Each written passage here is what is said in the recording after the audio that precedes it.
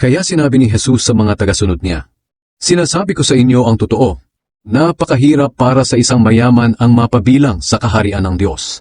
Mas madali pang makapasok ang kamelyo sa butas ng karayom, kaysa sa mapabilang ang isang mayaman sa kaharian ng Diyos."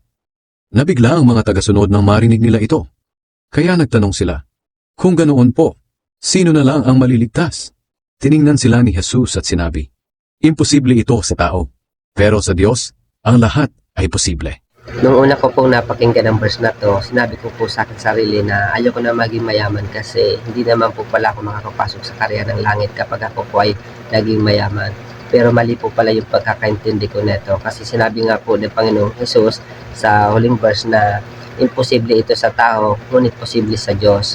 Kaya nga makikita po natin dito at binalaan tayo ng kanyang salita na huwag tayong umibig sa salapi at ibigin natin ang Diyos dahil ang Diyos mismo ay makakapagligtas sa atin at ang salapi ay pwede natin gamitin para mag-glorify ang kanyang pangalan.